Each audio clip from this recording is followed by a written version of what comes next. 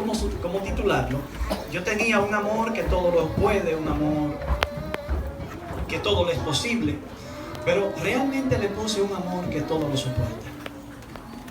Quizá al final ustedes me entiendan, pero es un amor que en este caso no triunfó. Y eso es lo triste de mi tema en esta mañana. Sin embargo, el fracaso del amor divino en el contexto de la historia que yo les voy a contar hoy sirve de motivación para ayudarnos a nosotros a estar percibidos en nuestra vida y nuestra experiencia espiritual con Dios. No es un secreto para nadie que podemos triunfar y ganarnos la gloria. Pero el secreto sigue siendo el mismo en sentido contrario. Podemos perecer y perder la gloria. Todo determina cómo nosotros decidimos que termine la historia. Y cómo escribimos esa historia a cada instante y alrededor de cada circunstancia en nuestras vidas. Así que le animo, ojalá, a través del tema en esta mañana, a permitir que el propósito de Dios para nuestras vidas se haga una realidad tangible. En el libro de Oseas, lo que fue nuestra lectura bíblica, en el capítulo 6 y verso 3, leemos: esforcémonos por conocer a Jehová. Cierta como el alba es su salida. Vendrá a nosotros como una lluvia, como la lluvia tardía y temprana viene a la tierra. Ustedes saben que uno de los mayores problemas que enfrentamos las personas de este tiempo, y desde hace ya varios siglos, desde hace muchos siglos, pero especialmente la mente de hoy, que ya hasta decirle mente moderna es anticuado. Y hasta incluso decirle postmoderna se está quedando anticuado. Yo estoy esperando que surja el nuevo término que se va a emplear para definir la mentalidad actual. Mientras tanto nos quedamos con el término actual. La mente de hoy enfrenta problemas terribles para entender las escrituras.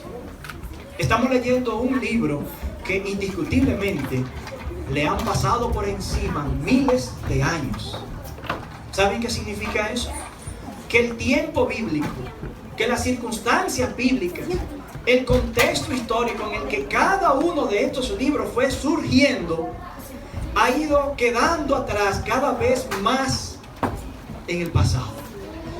Y mientras Cristo no viene y el tiempo continúa transcurriendo, nos alejamos más del entorno bíblico. De manera que leer el texto bíblico hoy es un desafío. ¿Por qué? Porque nos obliga, para poder entenderlo, a crear puentes entre nuestro tiempo, nuestra mente, nuestro patrón mental, incluso nuestro fundamento para razonar las ideas y poder conectarnos con el tiempo bíblico. Mientras leamos algunos versículos hoy, yo voy a explicar dos aspectos de dos versículos, posiblemente dos o tres, que son indispensables para ayudarlos a entender qué quiso decir el profeta cuando dijo eso. ¿Captan el punto, queridos hermanos? Es una realidad de que al estar tan distante del tiempo bíblico, muchas expresiones de la Biblia prácticamente no dicen nada para muchas personas.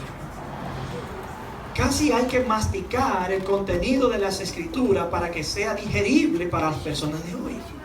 Incluso hay historias en el texto bíblico que aún a nosotros que tenemos años leyendo nos ruborizan los pelos, como la que está en Jueces, de un hombre que se iba, un levita, y más de una ocasión alguien le dijo: quédate y te vas más tarde. Y él se quedó y dijo: me tengo que ir. No, quédate y te vas más tarde. Pero quédate un ratito más, el ambiente es bueno. Ok, se quedó. Pero finalmente, cuando salió en un contexto de una sociedad ya muy peligrosa, muy insegura, en esos momentos en Israel, un grupo de bandoleros israelitas intervinieron la ruta, violaron a su esposa, y toda la noche, todas las diabluras que esos individuos quisieron hacer y pudieron hacer, lo hicieron. Cuando la muchacha regresa, apenas entrando a la casa, cae desmayada y se muere. Luego él la toma y la parte en 12 pedazos y la envía. Mira, ella dio un salto y la envía. Y yo estoy modelando la historia. Si tú la lees, se te ruborizan los pelos. Y luego eso causó un enfrentamiento entre Israel. Y luego una matanza descomunal entre algunas tribus. Y finalmente, las tribus de donde ese señor provenía, los violadores provenían, creo que apenas sobrevivió una persona, si la mente no me falla. Es decir, la identidad nacional de esa tribu ahí desapareció. Porque si ese hombre se casó otra vez y tuvo un hijo, fue con una esposa de otra tribu. Quedaron más. Pues entonces, el hecho es que es una historia que cuando tú tratas de conectar con ella, tú dices, ¿qué es lo que hay aquí?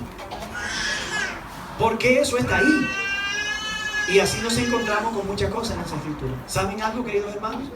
Estamos obligados a esforzarnos por conocer a Jehová. Amén. Es el punto. Mucha gente cree que el conocimiento va a llegar fácil mientras yo lo tomo suave. No es así. El conocimiento bíblico llega con el tiempo y a través de mucho esfuerzo. Muchas horas diciéndole a la esposa, no me puedo acostar temprano hoy, y perdiendo el privilegio de una buena compañía. Muchas veces levantándome temprano, aunque me siento agotado y quisiera dormir, y puedo dormir unas horas extras, pero decido lanzarme temprano.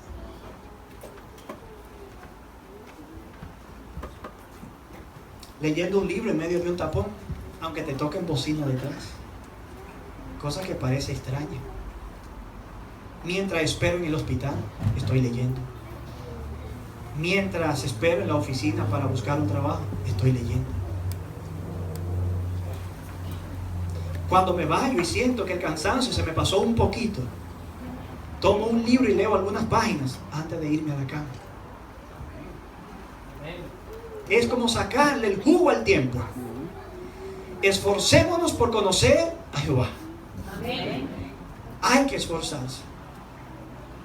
Y la Biblia, ya ustedes saben que dice que solo los valientes arrebatan el reino de los cielos. Así que tenemos que esforzarnos por conocer a Jehová. Y tenemos que esforzarnos por interpretar adecuadamente el texto antiguo de la Biblia que tenemos en las manos. Que aunque antiguo como es, sigue siendo la palabra inspirada de Dios, dotada de autoridad, norma de conducta y de práctica, infalible y todo suficiente. Es la norma del juicio. Es decir, no tenemos escapatoria, estamos obligados a entender. El tema de esta mañana nos desafía. Oseas, el profeta Oseas, que donde tomamos nuestra lectura bíblica y del cual no vamos a salir en este tema, le tocó ejercer su ministerio profético en un contexto oscuro y tenebroso de la historia del reino de Israel. 5 reyes en Judá: Usías, Jotam, Acaz, Ezequías, cruzaron el escenario político de Israel mientras él ejercía su ministerio profético. En Israel solo uno, Jeroboam II. El tiempo en el que Oseas ejerció su ministerio profético fue quizás el momento más tenebroso y de mucha infidelidad en el pueblo de Israel. Quiero adelantar que ni el ministerio del profeta Oseas y el de otros profetas logró impedir que finalmente Israel, la tribu del norte, colapsaran y desaparecieran. En ese contexto, algunos ascendieron al trono matando al rey anterior. Por ejemplo, Salum asesinó a Zacarías, Manahén asesinó a Salum, Peca asesinó a Pecaía, y Oseas, el último rey de Israel, asesinó a Peca. ¿Estaba fácil la situación en Israel en ese entonces? Es como decir, T. Wilson mató al anterior y alguien va a matar a T. Wilson. Wow. Bueno, damos gloria a Dios de que las cosas todavía no están así. Eso ya de por sí le da un poquito de ánimo a ustedes, porque hay gente que cree que las cosas están malas, que no vale ni la pena estar en la iglesia. Ellos tienen una mente ilusoria. Viven un pensamiento idílico, creyendo que el pueblo de Dios en algún momento vivió una época de tanta fidelidad que no fallaron contra Dios. Yo no sé qué Biblia leen. Yo quisiera tener esa Biblia en mis manos. La historia del pueblo de Dios, así mansos como nos vemos, nunca ha sido una historia fácil. Pero en estos días de Oseas era peor que en todos los tiempos. Irónicamente, en los días de Jeroboam II, Israel prosperó materialmente. ¿Puede usted imaginarse eso? En los días de Oseas todo estaba mal. La política en el trono, el sacerdocio en el santuario, la sociedad, la comunidad se extorsionaban unos con otros. Un hombre tomaba la mujer del otro. Infidelidades por todas partes. Era un caos social. Todo estaba mal, todo. Y yo me imagino Oseas viviendo a la luz de la revelación divina, cómo tenía el corazón. Me imagino que hecho pedazos. El profeta Oseas hace referencia varias veces a un culto idolátrico, que un becerro que se hizo en Israel se estableció.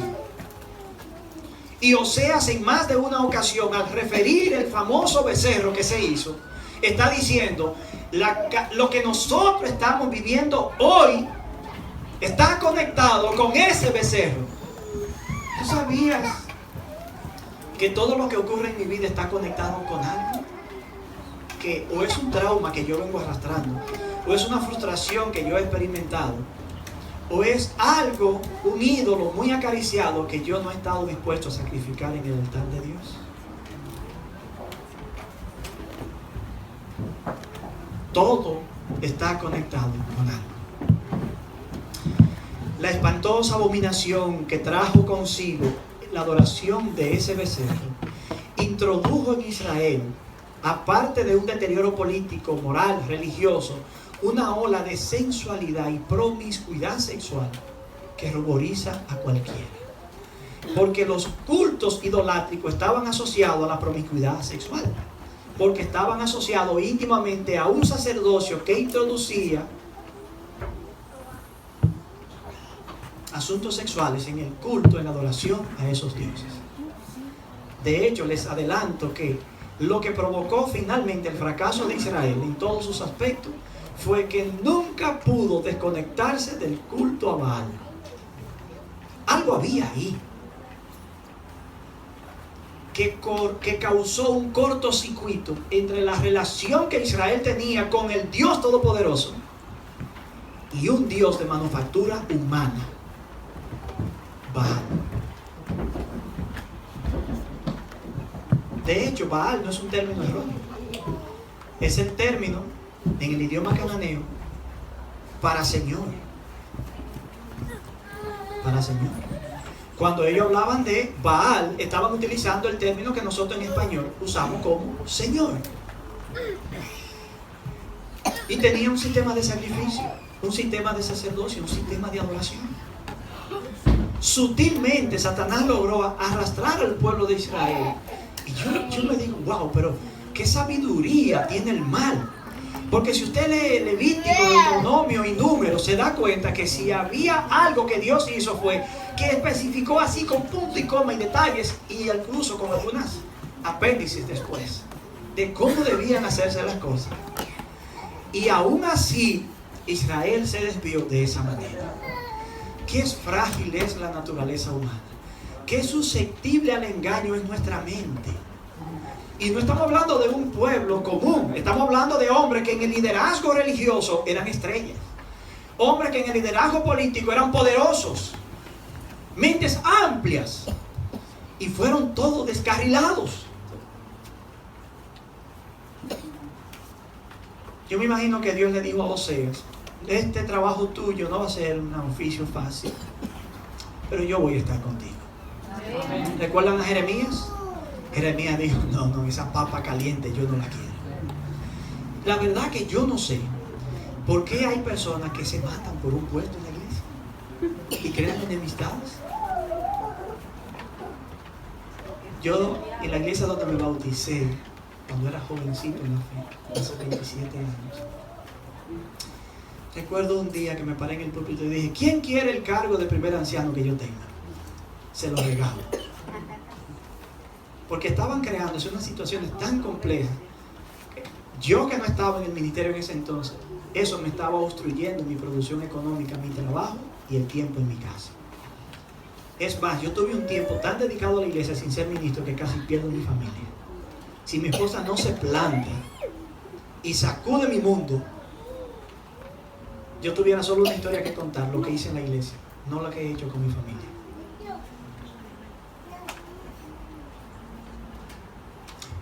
Está a la venta, le dije, pero gratis. A ver si causaba un impacto. Porque ¿para qué yo quiero un puesto si no es para servir?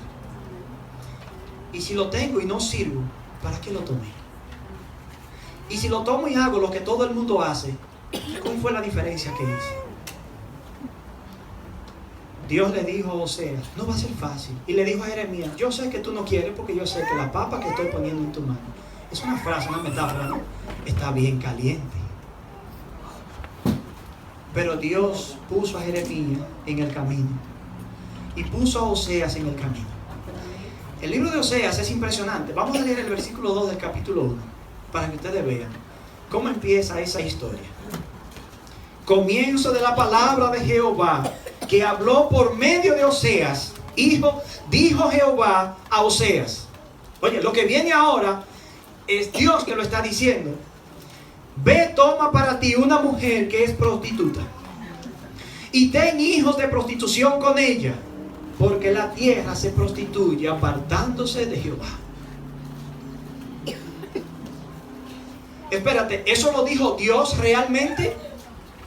Bueno, como la cosa está tan mal en Israel, o sea, cuidado si tú estás escuchando una voz que no es la de Dios, porque las cosas están mal, y si tú que eres el profeta comete una acción así, pueden ponerse peor.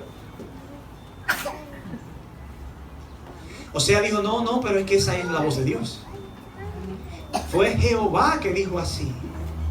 Pero ustedes notaron la última parte del versículo, le dijo Oseas a ellos. Y ahora yo le digo a ustedes, ¿por qué Jehová me ha pedido que tome una mujer así? Dice el versículo en la parte final, porque la tierra se prostituye apartándose de Jehová. ¿Sabían ustedes que cuando las cosas están complejas, se requieren medidas complejas para resolverlas? Y que cuando nuestros hogares están pasando por una crisis extrema, se requieren sacrificios extremos.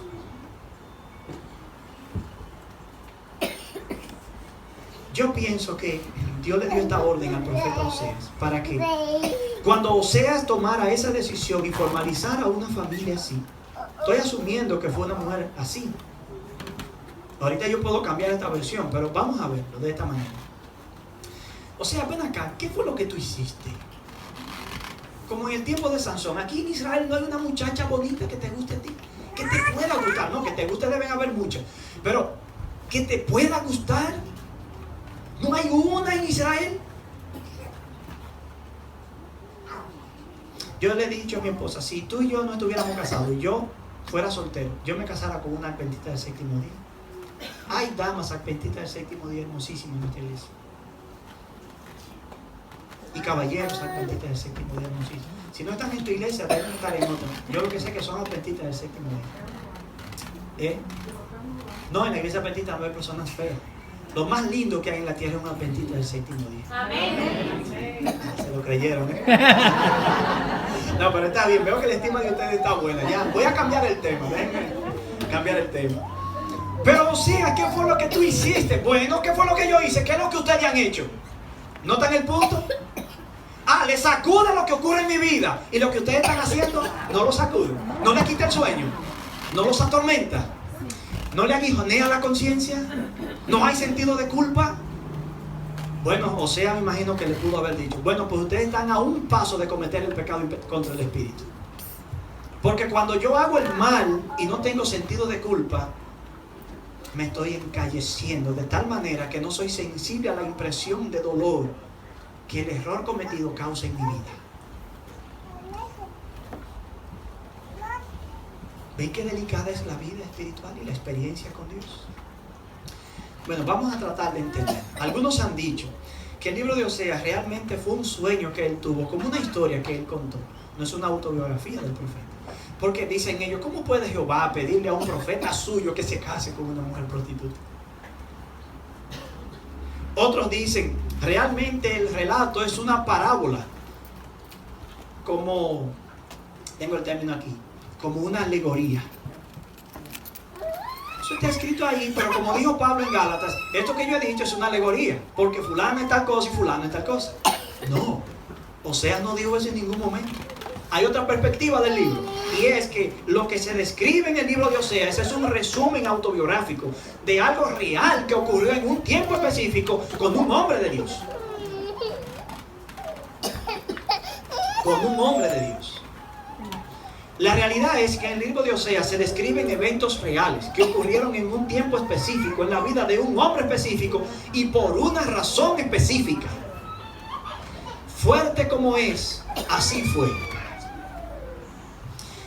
Una perspectiva un tanto personal. ¿Se casó Oseas realmente con una mujer prostituta?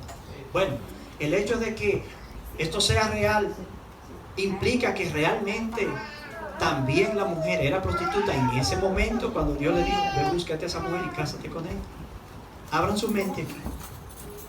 Recuerden que estamos leyendo un libro escrito con una mentalidad bien antigua. Y necesitamos tratar de entender qué fue lo que ese escritor quiso decir cuando dijo eso. Y nuestra interpretación de eso debe quedar en armonía con el registro bíblico. No debe entrar en conflicto con ninguna otra porción de la Biblia. Y debe caer dentro de lo plausible, de lo que es posible. ¿Captan el punto? Algunos han dicho que realmente esta era una mujer prostituida, sacerdotisa del culto a Baal y de Canaán, una cananea. Esa es una propuesta, asumiendo literalmente que haya sido una prostituta.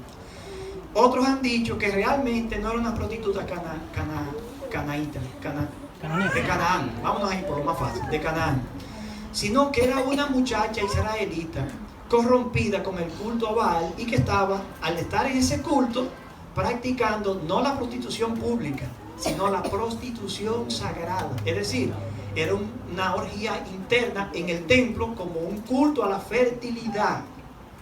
No es que tampoco eso era lo loco. No era yo estoy aquí y pueden pagarme. No es eso. Otra perspectiva, y es la que le voy a proponer a ustedes en esta mañana, pero ustedes la toman si quieren, es que realmente Dios no le pidió a Oseas que se casara con una muchacha que ya estaba prostituida.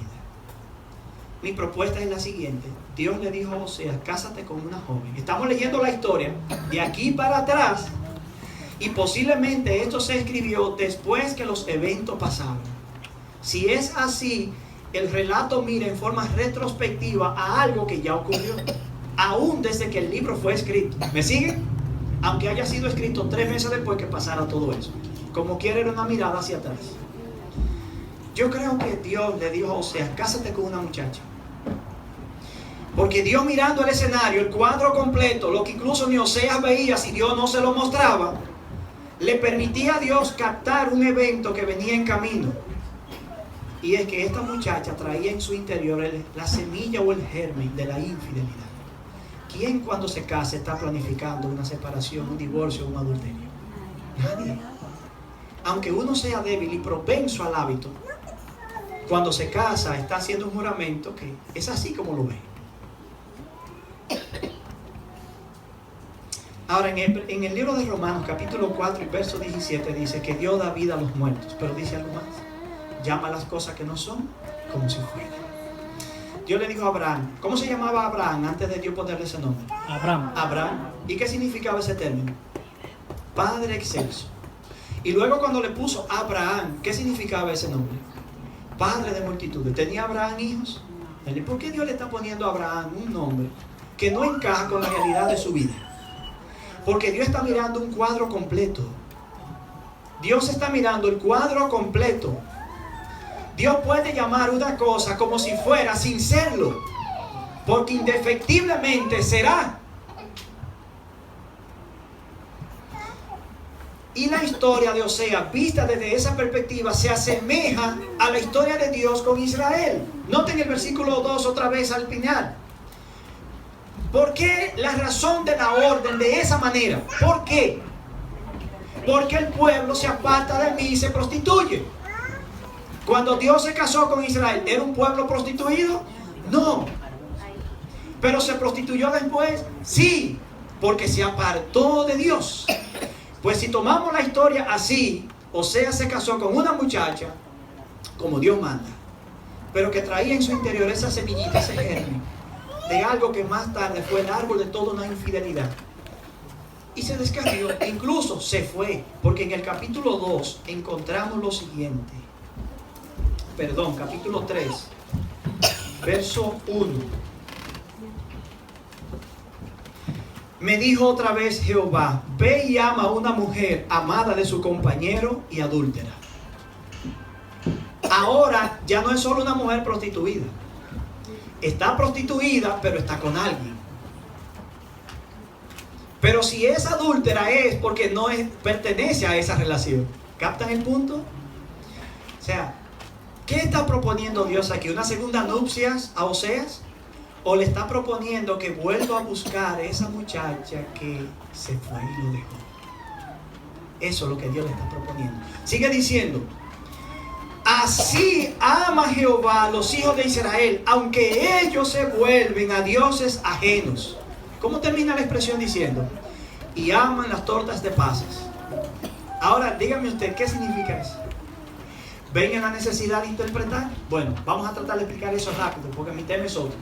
Tortas de pasas era un producto de harina que se hacía con pasas para llevarlo al culto a Baal como una ofrenda de alimento. Como se llevaba al santuario la gavilla para ser mecida, o trigo triturado y pasado por el fuego.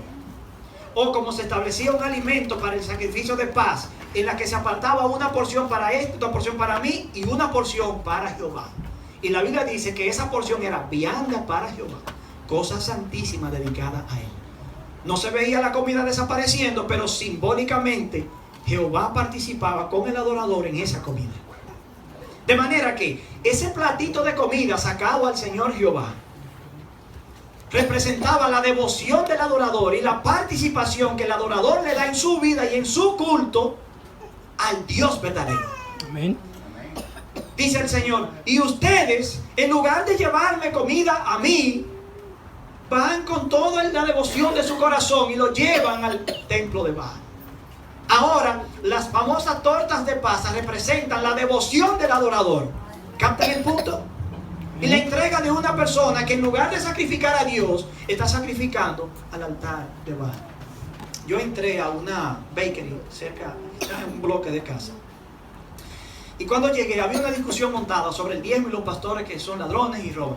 Así, se lo digo porque así era el tema. Oye, yo estaba en la fila hirviendo. Yo decía: Dios mío, dame la oportunidad de, si participo, de poner las palabras que van.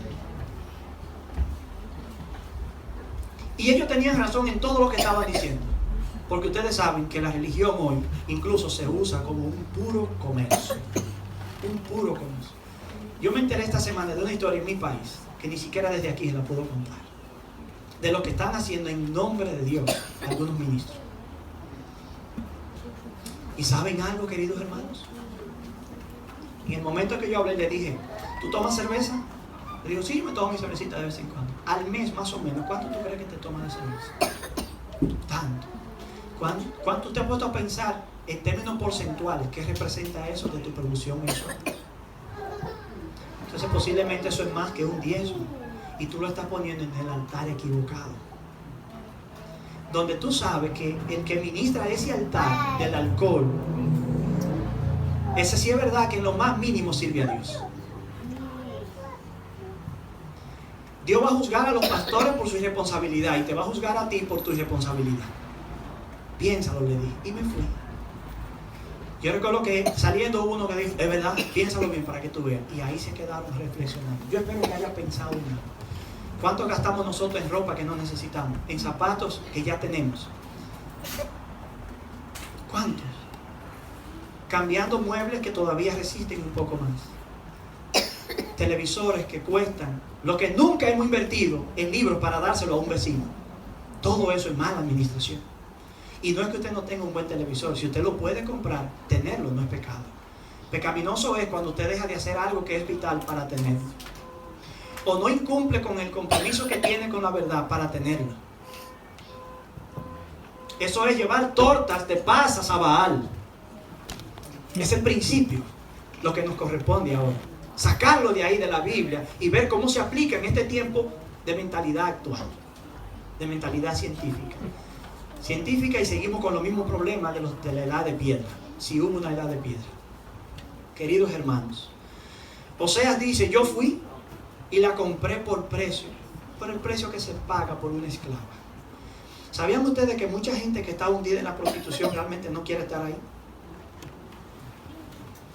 Que casi en un 80% toda mujer que está hundida en la prostitución o en una ola de infidelidades y de un matrimonio y otro, igualmente los hombres han sido abusados sexualmente por parientes o familiares o algún particular. Ya ustedes pueden entender por qué Dios 7 veces sacó de María Magdalena demonios. Porque la primera vez no fue suficiente para sanarla del trauma que venía. Que si lees el deseado de toda la gente, ese Simón que invitó a Jesús a una cena en su casa y que se creía justo fue el que la corrompió. Qué interesante es la historia cuando tú logras armarla, ¿verdad? Dice el deseado de todas las gentes. Cuando todo el mundo veía el caso de María Magdalena como un caso sin esperanza, Dios vio en ella aptitudes para lo bueno. Amén. ¿Qué vista tiene Dios? Yo quiero que nosotros tengamos esa visión. Y dice luego, el plan de la salvación ha investido a la raza humana de posibilidades infinitas. Es decir, que cuando yo veo un guiñapo, un pedazo de persona, ya lo que queda, lo que la vida ha estado dejando de él, posiblemente yo veo un desperdicio allí, pero Dios posiblemente ve posibilidades infinitas. Porque Dios da vida a los muertos. Amén. Y llama a las cosas que no son como si fueran. Pero el pecado daña realmente al ser humano. Marca para siempre la vida del ser humano. Y a veces, junto con el perdón de Dios, debe correr el recuerdo sombrío de mi vida pasada.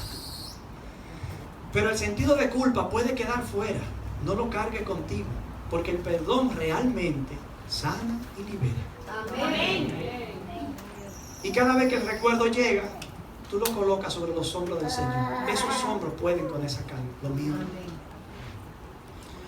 Esas cargas son tan pesadas que muchos de nosotros se hunden en la droga, en la adicción sexual, incluso en la adicción de cualquier tipo. Y todo porque venimos luchando con una situación que ni la fe todavía nos ha ayudado a sanar completamente. Oseas tuvo que luchar con situaciones complejas en Israel. Y esa ola de promiscuidad que arropaba a Israel terminó de destruir todo lo bueno que quedaba y puro en Israel. Todo se corrompió. Todo. Hasta que Dios tuvo que utilizar como instrumento de castigo la nación más sanguinaria de la antigüedad. Vamos a ver si algunos de ustedes saben cuál es. Asiria. La nación más sanguinaria de la antigüedad. No hay registro más cruento de lo que ellos hacían. Y hay tablillas que se han descubierto y se han descifrado, y ahí están descritas las escenas de lo que ellos hacían con la gente. Y Dios no tuvo más opción que traer ese monstruo a Israel. Es como decir, el monstruo que surgió en Israel llegó a ser peor que el monstruo de Asiria. Wow. Yo nada más pienso a veces algunas cosas de la Biblia y yo me pasmo y yo digo, Dios mío, pero ¿y será posible que nosotros podamos irnos tan bajo? Bueno, pues esa es la posibilidad. Aún con un profeta hablando y pasando por una situación que Dios está pasando, que su esposa se le va con otro y que Dios le dice, ve y búscala otra vez y tráela de vuelta a tu casa. Y ahora están los hijos tuyos y lo que ella trae con ella. Como dicen los psicólogos, los míos, los tuyos y los nuestros.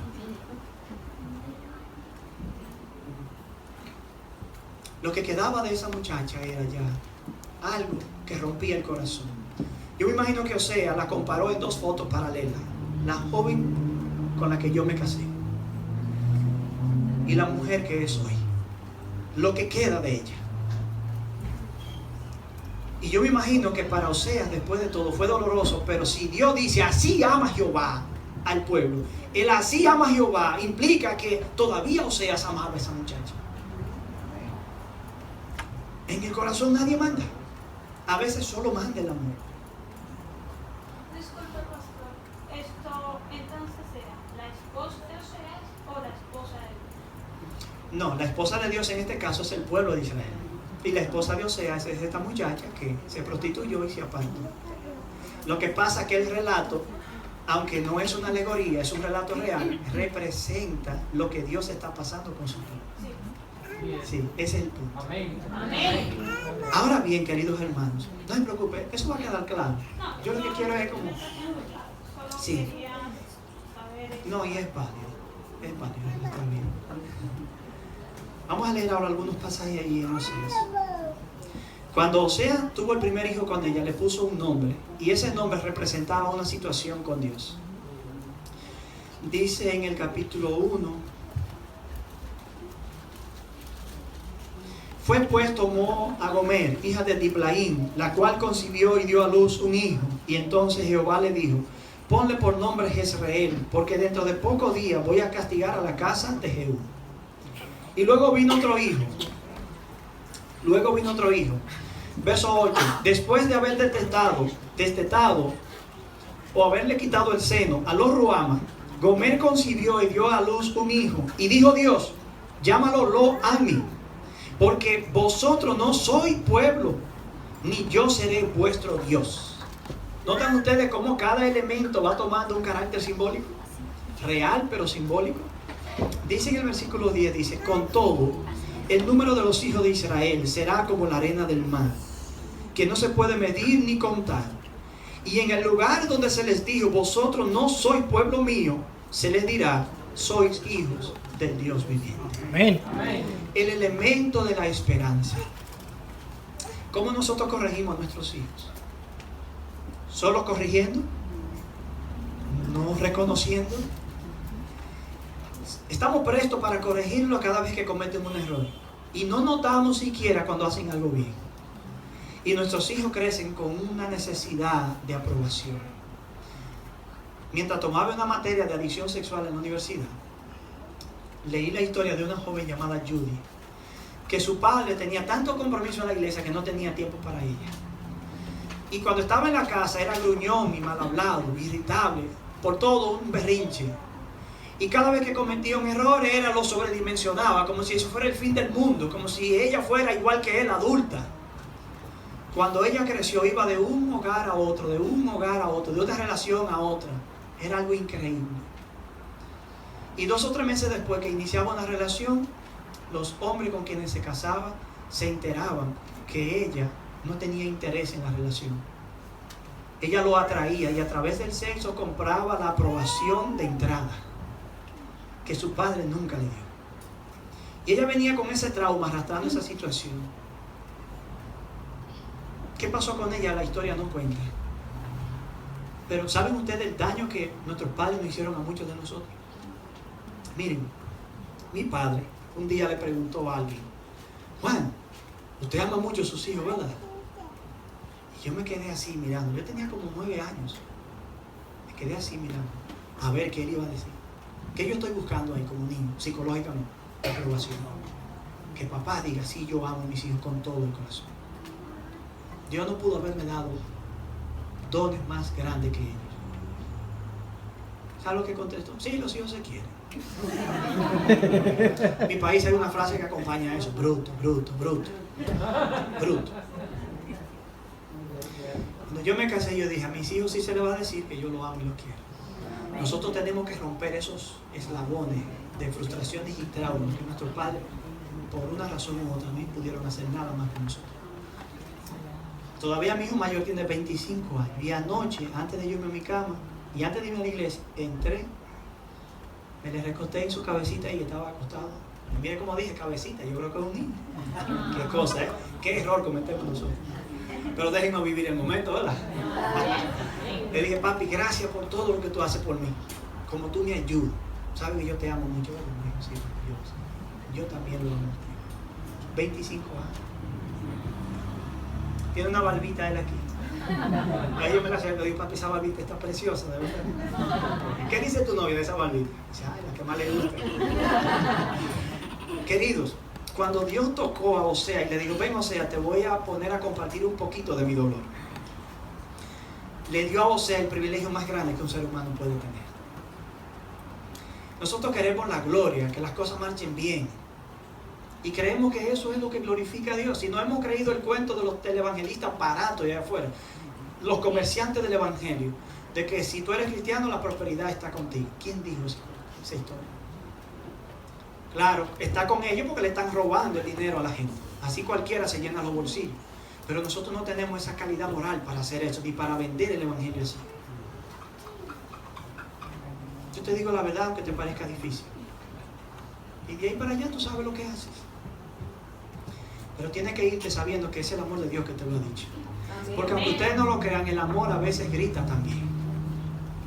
Y lo hace fuerte. A veces el amor de Dios tiene que entrar a nuestra vida volteando la cama boca arriba, la sala, tirando todo por la ventana. Y cuando nos quedamos solos, como vinimos al mundo sin nada, entonces ponemos los pies en la tierra y nos damos cuenta qué mal nos hemos estado manejando. Me creía dueño de lo que tenía, cuando realmente Jehová es todo el dueño en su plenitud. Amén. En el capítulo 4 de Oseas, versos 1 y 2, dice, oíd la palabra de Jehová, hijos de Israel, porque Jehová contiende con los moradores de la tierra. No hay verdad, no hay misericordia, no hay conocimiento de Dios en la tierra. El perjurio, la mentira, el asesinato, el robo, el adulterio prevalece y se comete homicidio tras homicidio. ¿Estaban bien las cosas en Israel? ¿Se parecen un poquito a nuestro tiempo? Y cuando digo eso no dejo fuera de la iglesia. Voy a comentar este testimonio porque yo tuve un negocio y tuve casi 20 y pico de empleados en mi país. Y cuando vine aquí yo dije, no quiero saber más del negocio. Es mucho el trabajo que se pasa, aún con los hermanos de la iglesia. Y ustedes van a creer que los mejores empleados que yo tenía eran los que no eran de la iglesia. Los que me pagaban, los que me tomaban prestado, primero y más puntual, eran los que no son de la iglesia. Todavía conservo una amistad especial con alguien que sin ser de la iglesia fue el único que cuando dijo me voy se fue por la puerta grande con un papel escrito que me fajé a llorar cuando leí la carta. Y yo dije, yo voy a poner un punto final a esta historia. Me paré en la puerta y agarré a todos los de la iglesia que llegaron tarde y le dije, pónganse en ese rinconcito. Y después le dije, ahora yo le voy a predicar un temita de un par de minutitos nada más. Si vuestra justicia no supera la de los fariseos y los publicanos, ustedes no van a entrar más a este negocio. El texto bíblico ustedes saben que dice que no va a entrar al reino de los cielos. O ustedes igualan lo que ellos están haciendo, o no lo quiero a ninguno aquí. ¿Qué le parece? ¿Cómo puedes tú, adventista del séptimo día, tener una justicia inferior que incluso la de un mundano? Si tenemos vergüenza deberías darnos, ¿verdad? Incluso tu justicia debe ser superior a la de cualquier otro cristiano, porque ningún otro cristiano tiene la luz que tú tienes. Amén. Pero yo estaría en disposición de aceptar que la de un cristiano pueda ser superior a la tuya, aún no siendo adventista. Pero la de un no cristiano, nunca voy a aceptar eso. Mi papá no era cristiano. Incluso cuando le intenté hablar de Dios no me dejaba. Fue a la hora de morir que le pude hablar y me permitió orar con él. El evangelizaría. Pero mi papá era el hombre más serio que yo he conocido en mi vida. Y aun cuando yo no era cristiano, yo entraba a una bodega y me devolvían de más, me devolvía a llevar el dinero.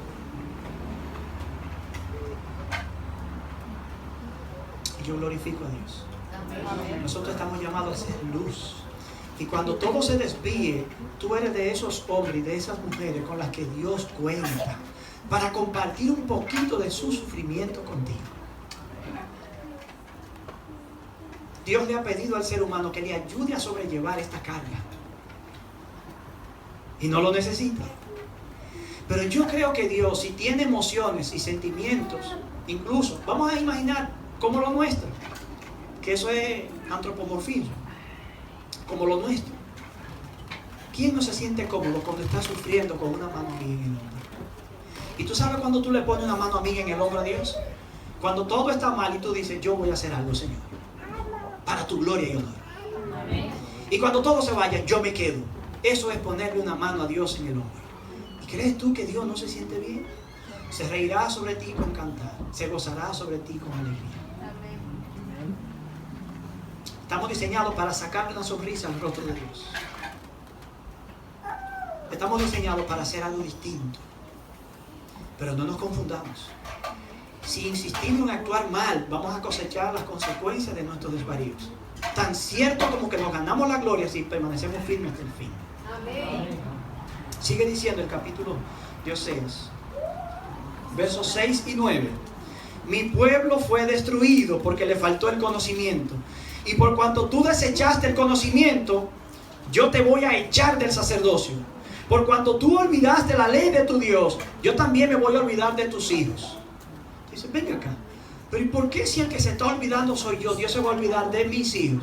¿No puede pagar solo conmigo? ¿Ven que necesitamos entender la Biblia? Y Can cometió un error contra Noé. Y desde que ese capítulo empieza, dice Can, hijo de Canaán. Can, hijo de Canaán. Y luego Can, hijo de Canaán. Y cada vez que se menciona Can es padre de Canaán, padre de Canaán. Y pasa el evento y sigue siendo Can, padre de Canaán.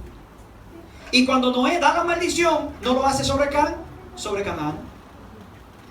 ¿Sabe qué significa eso? Que las consecuencias de tus decisiones afectan tu descendencia, tu hogar, tu familia.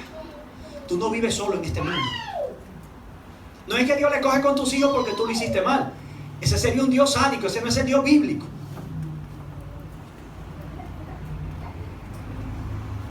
Nuestras decisiones afectan a nuestra familia. Yo recuerdo un anciano, una persona de nuestra iglesia, del país de Haití, de una familia muy educada, 3 idiomas hablaban, y muy culto, muy educado y muy culto, y una familia de toda una trayectoria en la iglesia. Llegaron a nuestro país y pertenecían a nuestra iglesia. Se casó con una muchacha que no era de la iglesia. Pero entonces vivía reclamándole a ella su mal comportamiento porque no tenía la educación que se supone que debía tener. Y un día cuando yo entré al problema, porque hubo que entrar a los problemas de familia, yo le dije, espérate, aquí yo percibo una situación. Tú eres el hombre educado, pero mira la decisión que tomaste, casarte con una muchacha que tu educación debió decirte que no era la mejor. Y ahora tú quieres que ella asimile tu educación porque tú crees que ella debe hacerlo. Tú tienes que estar dispuesto a pagar el precio del tiempo. Y tienes que establecer un modelo que ella quiera imitar. Porque siempre el problema lo tiene el otro. ¿Ustedes sabían? Y lo más probable es que cuando uno cree que el otro lo tiene, es uno que lo tiene. Pues ella se le fue un día con otra persona. Pero ellos tenían unos tipos de problemas rarísimos. Ella hacía un dulce y lo ponía en la nevera y él no podía comer. Porque ese dulce lo hizo ella para ella. Entonces yo le hubiese preguntado, ¿y con quién fue que tú te casaste? Porque si mi esposa hace eso, yo espero que ella se acueste y me lo coma entero. Y al otro día, ¿y el dulce? Yo no le estoy diciendo que no, le estoy diciendo, yo no estoy mintiendo. Atentita al séptimo día. Vamos a hacer otro ahora. Y después te le dice que quede tan bueno como el que primero. Yo le dije, no, mi hermana, ahí tenemos que comer los dos. Y si no podemos comer los dos, en última instancia no va a comer nadie. Es una familia. Grábese eso en la cabeza. Mi dinero es mío, yo lo manejo por mi cuenta y mi esposo maneja el de él. Ya hay problemas serios. Tienen que sentarse a resolver ese problema. Y mi esposa casi no me pregunta por la cuenta, porque ella ahora no está trabajando. Pero a veces le digo, Mari, ven a ver, mira, así está el número. Poco o mucho, así está. Así tiene que ser. Y cuando ella cobraba, a la cuenta. Y cuando yo depositaba, a la cuenta. Amén. Estamos produciendo los dos y pagando los dos, gastando los dos. Y si nos vamos un día a un restaurante, disfrutamos los dos. Dios quiere compartir su vida contigo. Dios no quiere que tú lleves las cuentas tuyas aparte, porque Él no está dispuesto, ni va a llevar nunca su cuenta aparte. Dios quiere llevar su cuenta junto contigo. Él se me apareció en mi casa y me dijo que ya se le había ido con esa persona. Y yo le dije, ¿qué tú vas a hacer ahora? Yo la voy a buscar. Y le dije, wow. Yo quisiera, si mi esposa se le ocurre irse, que yo espero, mira, que no se le ocurra tener ese amor. Porque uno se puede reír a manera de burla, pero ¿serías tú capaz de amar a una persona así? Bueno, pues como sea la amó así, fue útil para el propósito de Dios. Porque si Osea hubiese sido el tipo de persona, si se fue conmigo, murió en mí. Dios no puede rescatarla. Y Él no hubiese podido rescatar a la muchacha.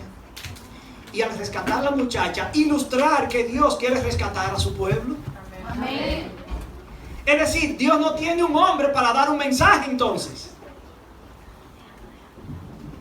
¿Captan el punto? Yo sé que sí. 2 veces más se le fue después. Y ellos están juntos. Ellos están juntos. Y yo doy gloria a Dios. Amén. Yo le dije a mi esposa, así quisiera yo que tú me amaras y que yo pudiera amar. Sí, es verdad, es verdad. Porque miren, si yo pierdo a mi esposa, voy a pasar mucho trabajo. Eso es radical. Eso es vivir radical para Dios. Vamos a leer algunos pasajes ahora para concluir, porque tenemos que comer ahorita. En el capítulo 5, versos 14 al 15. Vamos a leer estos pasajes. 5, 14 al 15.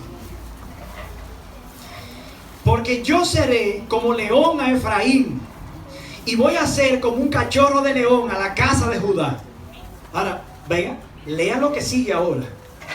Y yo mismo los voy a despedazar, y luego me iré, los arrebataré, y nadie podrá librarlo de mi mano.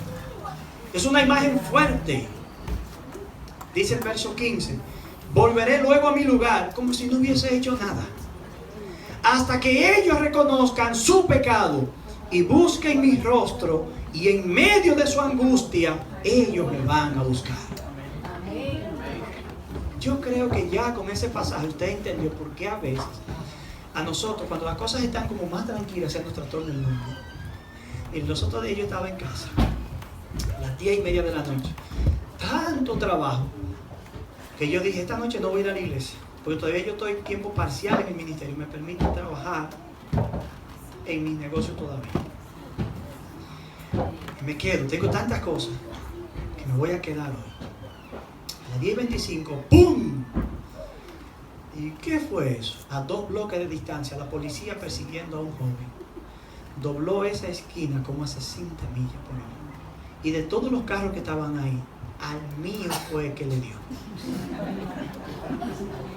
Luego yo dije, mira, si yo me hubiese ido a la iglesia, yo no estuviera parqueado ahí.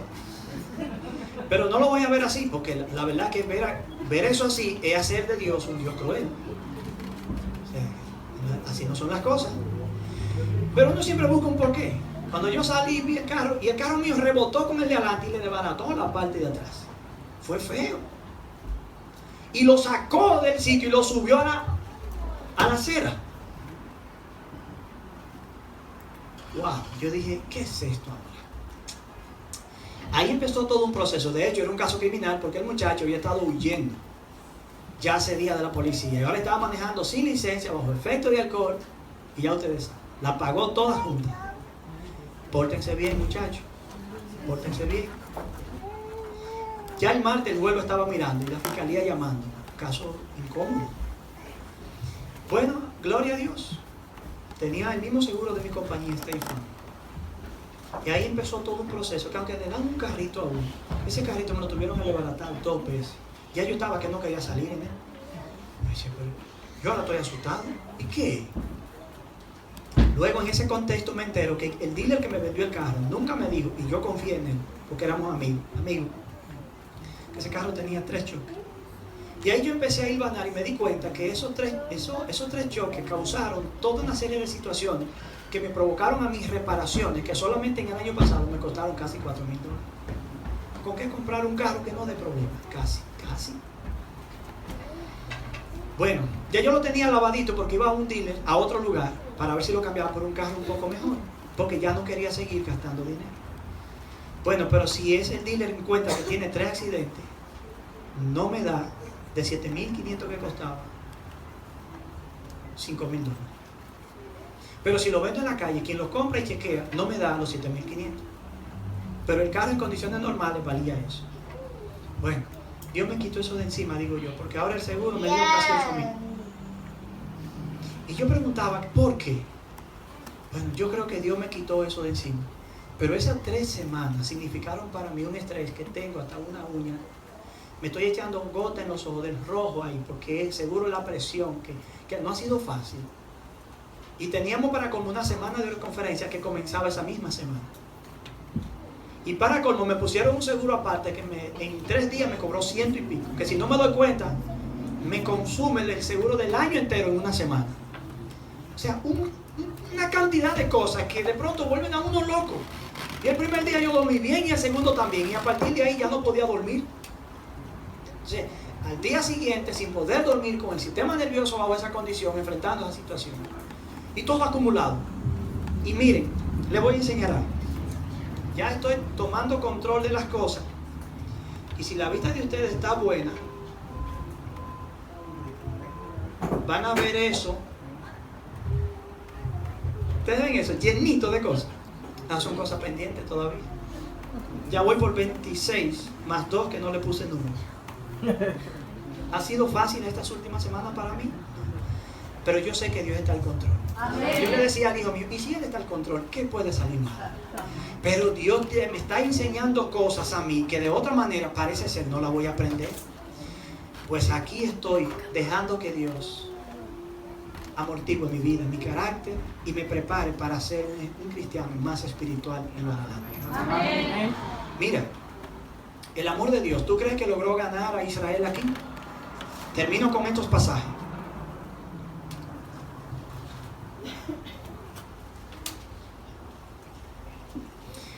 En el verso 5 del capítulo 6, por eso lo voy a quebrantar mediante los profetas.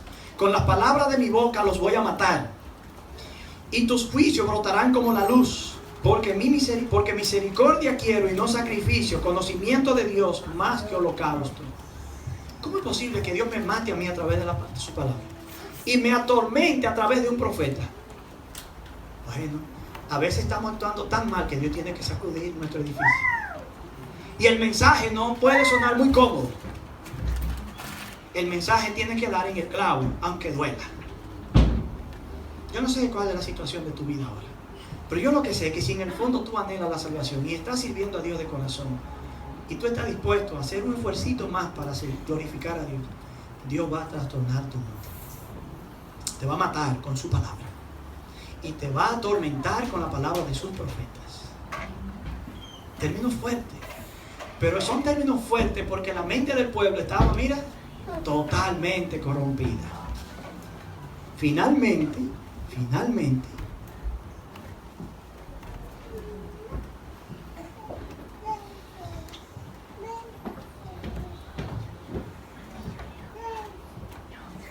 capítulo 13, versos 8 y 9. Como una osa que ha perdido a sus hijos, ahora Dios soltó el león y agarró la osa. Los voy a atacar. Y voy a desgarrar la fibra de su corazón. ¿Tú te imaginas el cuadro? ¿Cuál es? ¿Quién ha visto documentales de lo que es capaz de hacer una osa cuando ha perdido su cachorrito? ¿Y cuál es el poder que tiene un oso con sus garras? Como una osa que ha perdido a sus hijos, yo los voy a atacar. Y yo voy a desgarrar, pero no es a ellos físicamente, es las fibras de su corazón. Y allí los voy a devorar como un león, fiera del campo que lo va a despedazar. Te perdiste, Israel, pero en mí está tu ayuda. ¿Conquistó el amor de Dios a Israel en este contexto? No pudo. Por eso yo quería titular un amor que todo lo puede. Y yo dije, no, este tema debe titularse un amor que todo lo soporta. Un amor que todo lo soporta, aún cuando yo le doy la espalda. Aún cuando darle la espalda me puede hacer perecer a mí y dejar a Dios en la eternidad sin mí. ¿Tú te crees que cuando Dios mandó a su hijo a morir en la cruz no era porque quería pasar la eternidad contigo? ¿Tú te crees que cada persona que queda fuera de la eternidad no deja en el corazón de Dios el amargo sabor de alguien que pudo estar ahí y finalmente no estuvo? No quiero decir que Dios va a vivir hundido en la melancolía de la eternidad, pero yo te quiero que tú lo pienses. En la mente de Dios no hay cosas que no vienen más al pensamiento. El conocimiento de Dios es tan completo que el pasado, el presente y el futuro está presente en la mente de Dios. En forma absoluta. Gloria a Dios. Ese es nuestro Dios. Amén. Pero yo debería formar parte del proyecto divino y vivir con Él en eternidad. ¿Me gustaría a ti formar parte? Amén. No seamos como el pueblo de Israel en el tiempo de Oseas, que frustraron el amor divino. Deja que ese amor conquiste tu corazón. Amén. Y cuando lo haga, quédate con Él para siempre, desde ahora y por la eternidad. Amén. Si tú estás de acuerdo, ponte de pie para que oremos.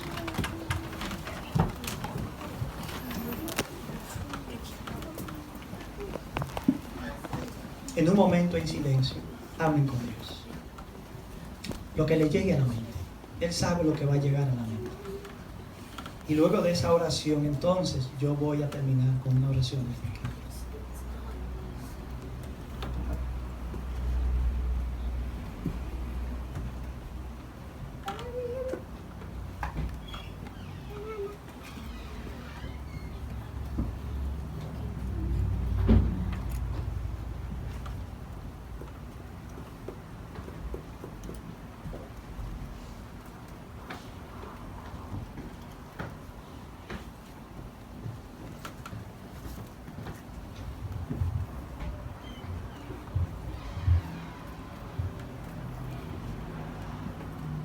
Señor